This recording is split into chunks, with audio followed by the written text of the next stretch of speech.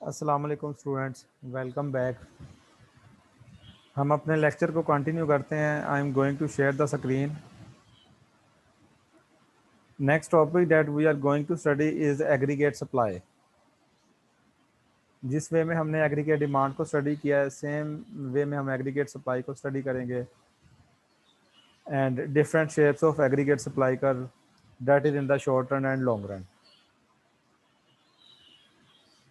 अगर हम individual supply की या मार्केट सप्लाई की बात करें तो वो किसी एक मार्केट की सप्लाई या किसी एक शख्स की जो है वो प्रोडक्ट की सप्लाई को रिप्रेजेंट करता है, जबकि एग्रीगेट सप्लाई जो है ये ओवरऑल कंट्री की प्रोडक्शन, ओवरऑल सप्लाई को जाहिर किया जाता है। कंट्री की एक इकानमी जो कुछ प्रोड्यूस करती है उसको जाहिर किया जाता है। एग्रीगेट सप्लाई का shows the relationship between the price level and the amount of real domestic output और GDP that firms in the economy produce. Aggregate supply का जो है वो दो वेरिएबल्स के दरमियान रिलेशनशिप को जाहिर करता है। एक है प्राइस लेवल और दूसरा है real GDP produced by the economy और real output produced by the economy. Aggregate demand में भी यही वेरिएबल था, लेकिन उसकी सेंस डिफरेंट थी। Real GDP demanded by the economy, और यहाँ पे है रियल जीडीपी और domestic output produced by the economy, which is dependent variable and price level is the independent variable. And their relationship, इनके दरमियान कैसा रिलेशनशिप है? It depends upon the time horizon and how quickly output prices and input prices can change. इनके दरमियान positive relation है या negative relation है या व्हाट्सएवर के कैसा रिलेशन है? It depends upon the time horizon. और टाइम होरिजन को हमने तीन कैटेगरीज में डिवाइड किया है। एक है इमीडिएट शॉर्ट टर्म पीरियड, दूसरा है शॉर्ट टर्म पीरियड और तीसरा है लॉन्ग रन पीरियड। हम तीनों टाइम होरिजन को पहले डिफाइन कर लेते हैं। इमीडिएट शॉर्ट टर्म पीरियड ऐसा पीरियड है जिसमें इनपुट प्राइसेस और आउटपुट प्राइसेस दोनों फिक्स रहें, जिसमें इनपुट प्राइसेस और आउटपुट प्राइसेस जो है वो दोनों फिक्स रहें, वो इमीडिएट शॉर्ट टर्म पीरियड कहलाएगा।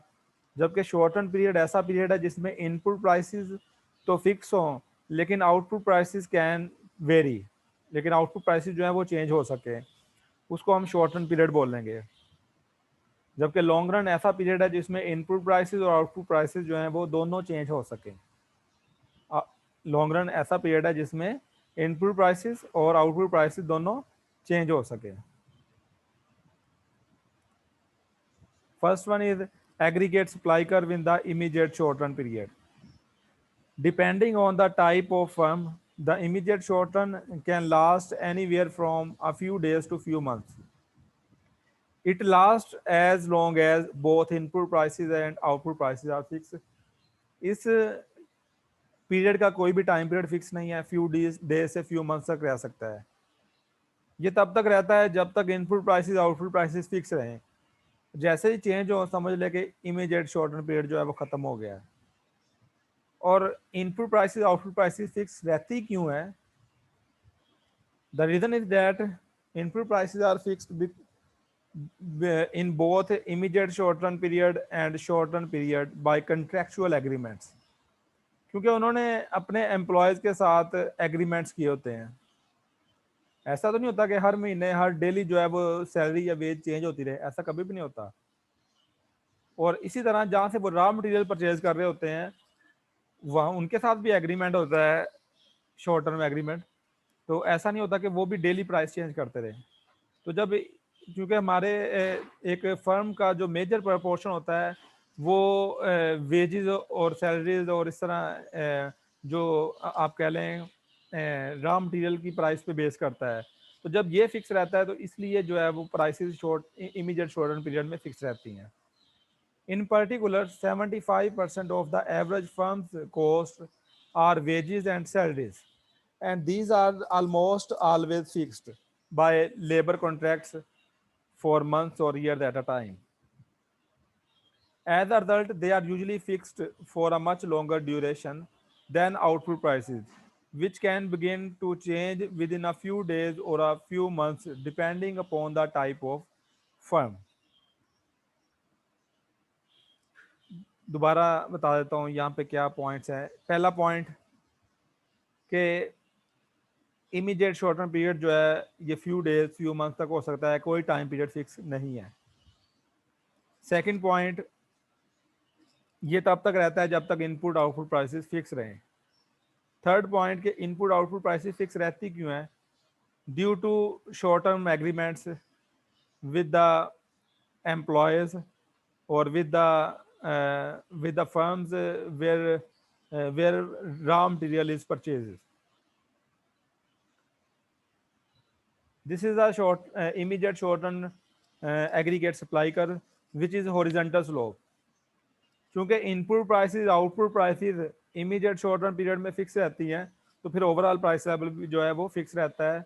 रियल जीडीपी पे उसका रियल जीडीपी का उस पे उसका कोई इफेक्ट नहीं होता। रियल जीडीपी बढ़े या कम हो, price level will remain same. This is the immediate short term aggregate supply curve which is horizontal slope or parallel to the x axis. Sir जी जी सर आपने कहा है कि इनपुट प्राइसेस और आउटपुट प्राइसेस, तो काइंडली इनको भी थोड़ा बताते हैं इनके बारे में। इनपुट प्राइसेस क्या होती है? Input price, alright. Input price बेटा रॉ मटेरियल की प्राइस है। इनपुट प्राइस क्या है? रॉ मटेरियल की प्राइस है, या जो फर्म ने वर्कर हायर किए हुए उनकी प्राइस, जो भी वो भी रॉ ओके मटेरियल सर, है ना, जो रिसोर्स यूज कर रही है उन रिसोर्सेज की जो प्राइस है वो इनपुट प्राइस कहलाती है। और फर्म जो प्रोड्यूस कर रही है जो उसकी प्राइस है वो आउटपुट प्राइस कहलाती है। मतलब उसने मोटरसाइकिल बनाई है, उसकी रिटेल प्राइस जो है वो आउटपुट प्राइस कहलाएगी। अब उस मोटरसाइकिल बनाने ठीक पे जो उसने रिसोर्स यूज किए हैं उनकी प्राइस जो है वो इनपुट प्राइस ओ, कहलाएगी। ठीक है। और ये जो इनपुट प्राइसेस हैं सर, इससे हम मतलब कि फैक्टर्स ऑफ प्रोडक्शन भी कह सकते हैं ना, ये फैक्टर्स जो जी भी लेबर वगैरह रिसोर्स होती है। प्राइस, जी रिसोर्स प्राइस। और इसमें और इनपुट प्राइस में कैपिटल आता है या नहीं आता? मतलब कि जो जी कैपिटल रिसोर्स होता है है, वो तो फिक्स कैपिटल इज हो। रिसोर्स। कैपिटल रिसोर्स है। ठीक है, अगर आपने अगर आप उसको मनी की सूरत में लेके हमने बैंक से लोन लिया है तो उस जी पर सर। आपको इंटरेस्ट रेट पे करना पड़ेगा, तो वो आ गया उसकी प्राइस। लेकिन सर शॉर्ट रन में तो सिर्फ एक ही मतलब कि फैक्टर्स ऑफ प्रोडक्शन जो है वो मतलब कि फिक्स रहता जी है। बिल्कुल ये शॉर्ट बिल्कुल। रन में जी वो कैपिटल होता है। कैपिटल है। और बाकी मतलब कि बाकी जो फैक्टर्स ऑफ प्रोडक्शन शॉर्ट होंगे रन मतलब कि जो में लेबर वगैरह, शॉर्ट रन में at least one factor is fixed. At least one तो फैक्टर वो इज फिक्स्ड। या सर एटलीस्ट वन फैक्टर, लेकिन बट वो उस होता पर कैपिटल कॉस्ट तो ही है, पे करनी कैपिटल की पड़ेगी ना, कॉस्ट तो पे करनी पड़ेगी उस पर कि नहीं। ठीक जितना भी ठीक है कैपिटल सर। लिया हुआ है, जितना भी कैपिटल लिया हुआ है फिक्स तो है, उसकी कॉस्ट तो जी होगी ना। जी सर, ठीक है। शुक्रिया सर एग्रीगेट, बहुत। Welcome. Aggregate supply curve in the short run. Short run begins after the immediate short run ends. The short run is the period of time during which output prices are flexible, but input prices either totally fixed or highly inflexible. The short run aggregate supply curve is positively sloped. This is short run aggregate supply curve. Price level GDP दोनों एक साथ बढ़ रहे हैं और एक साथ ही कम हो रहे हैं। मतलब अगर प्राइस लेवल बढ़ता है तो जीडीपी भी बढ़ जाएगी, प्राइस लेवल कम होता है तो जीडीपी भी कम हो जाएगी, एग्रीगेट सप्लाई कम हो जाएगी। The reason is that short run period ऐसा पीरियड है जिसमें इनपुट प्राइसेस तो फिक्स हैं but output prices can change. अब इनपुट प्राइसेस फिक्स होने का ये मतलब है, इनपुट प्राइसेस फिक्स हैं। अब देखें जो कॉस्ट होती है वो इनपुट प्राइसेस पे बेस करती है, जो कॉस्ट होती है वो इनपुट प्राइसेस, और जो रेवेन्यू है वो आउटपुट प्राइस है। देखें ना, मोटर बाइक कितने की है? 50,000 की है, तो ये 50,000 आउटपुट प्राइस है, ये रेवेन्यू है। और उसके लिए कितना यूज हुआ है, वो इनपुट प्राइसेस जो है वो सारी क्या है? कॉस्ट है। इनपुट प्राइसेस फिक्स है, इट मींस के कॉस्ट फिक्स है। इनपुट प्राइसेस शॉर्ट रन में फिक्स है, इट मींस कॉस्ट फिक्स है, खर्चा जो है वो फिक्स है। Output prices can very, output prices can very. Let's suppose 50,000 से 60,000 हो जाती है प्राइस, इनपुट प्राइसेस सेम रही है लेकिन आउटपुट प्राइसेस बढ़ गई है, तो क्या होगा? प्रॉफिट बढ़ जाएगा। Profit is equal to revenue minus cost. Cost fix है, रेवेन्यू बढ़ गया है, आउटपुट प्राइसेस बढ़ गई है, तो प्रॉफिट बढ़ जाएगा। जब प्रॉफिट बढ़ जाएगा, seller produce more of that commodity wants to sell more of that commodity. तो फर्म्स जो है वो ज्यादा प्रोड्यूस करेंगी, ज्यादा सेल करेंगी।